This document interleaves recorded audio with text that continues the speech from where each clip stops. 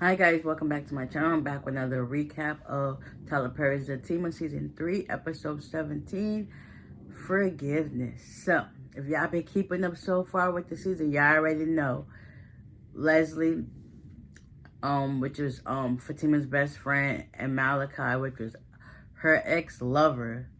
After dinner, like Leslie, she showed a picture of an old picture of Fatima and Malachi in bed together, and Zach is just drinking his wine and just taking it all in.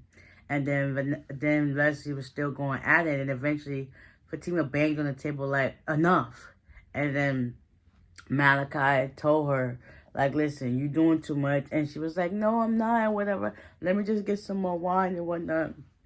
And then Fatima was just like, and Malachi was like, yeah, I got it. Let's go to the car. She ended up grabbing his drink and leaving. And then Malachi apologized to Fatima, like, listen, this is a bad idea. And she's like, yeah, I'm sorry, me too. And then he ends up leaving. So now it's just Zach and Fatima. And she was just like, yeah, I'm sorry that this happened and stuff like that. And Zach was like, yeah, I know. And he had like this salty look. And she was like, so if you knew this, why are you still mad? He was like, listen, first of all, you let two weirdo and strangers come in here, and you knew where the spirit key was. Let them know where the spirit key was. She's like, yeah, I know, I'm sorry, I'm going to move it. And then Fatima was like, listen, I'm going to bed. Yeah, and Zach was like, yeah, I'm going out. And he was like, you don't know where you don't want to know where I'm going? She was like, no, I don't. Just make sure you clean this up. And that's it. So she went upstairs to get ready for bed. And he was like, Fatima. They was like, I better get some booty after this. So eventually, he cleans up and stuff like that. Because also, before she went upstairs, she told Zach that he needs to go talk to his brother. He's in the hospital and she's supposed to send him the information. So I guess after he cleans up the kitchen and whatever, they put stuff and everything, he goes to visit Tony. And at the barbershop, Tony got all locks on the door, and then Zach was like, it was me. He was like, who is this? He was like, it's me. So Tony opens the door, and then he locks it back up, and he was just like, so what's for all of this? He was like, listen, there's been a string of robberies lately, and I'd rather be safe than sorry. So Zach and Tony sit down, and they have a heart-to-heart. Tony was basically telling Zach, listen, you need to go talk to your brother, see what's up, because we don't want him to press charges on you, because then it could be really worse than what it was, and you could really be sitting in there, and nobody's giving a F about you. So he was like, listen, there's two parts to you. You got the good part, that's a stand-up guy, everybody loves you, and then you got the part that's really the kill at a dime, at the drop of a dime. And he was like, yeah, I hear you. So they had a good heart-to-heart moment. Hopefully, Zach took his advice, and they had a time.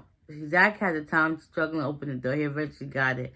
So meanwhile, Tony, his back is still turned.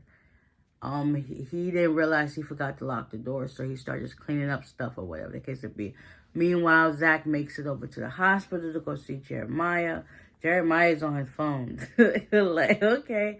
So, he first thought it was a doctor. Well, he called for the doctor because he thought Zach was going to do more harm than good. And he was like, no, it's not like that. So they had a great heart-to-heart moment. They both apologized to each other. He promises to keep his hands off of Fatima, and Zach promises not to go so far. They both cried. Jeremiah finally admitted that he was jealous of his brother because his brother, even though they grew up the way they did, he still manages to like succeed at what he's going through. He has a house, he got money, he got a woman, and he's doing right by his kids. Jeremiah feels as if, he let himself go. He turned into a junkie. Come to find out their mom died of this, so he don't want to live that life anymore. He wants to use this moment to get clean.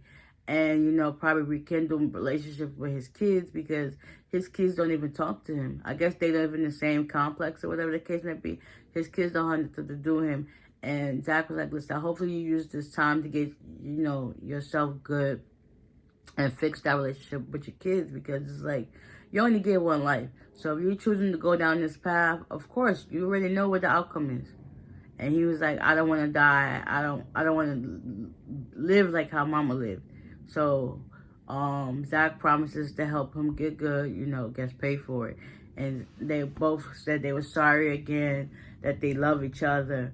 And it was like a great heartfelt moment. Like, it was a point that I was actually crying. I was like, I felt for them, because growing up in that certain situation and environment, it takes a toll on you. So the fact that, they really do love each other, and it shows right there in that moment, like, yeah, y'all were just doing it out of hate and spite. So hopefully everything go good.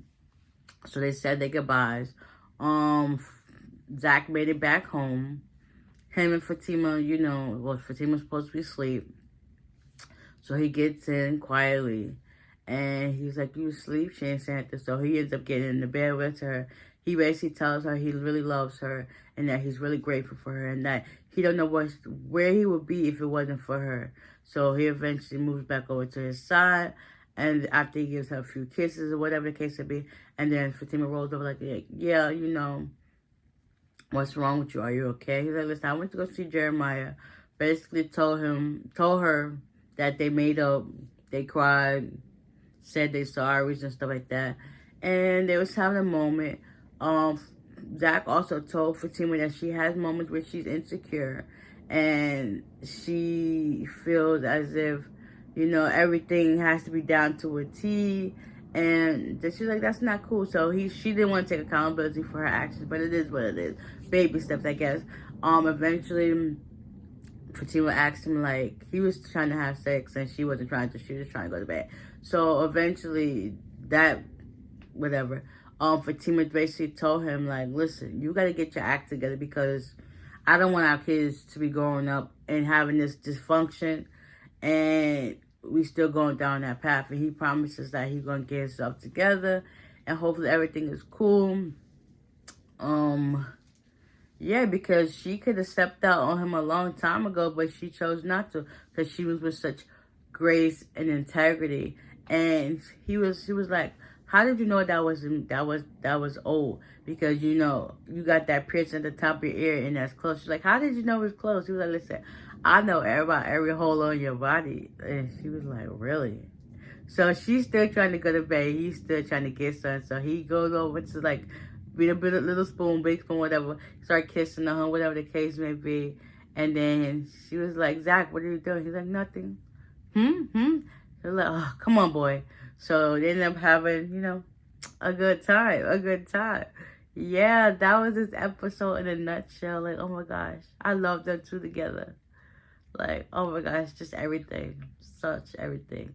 So, after that, Tony's still cleaning.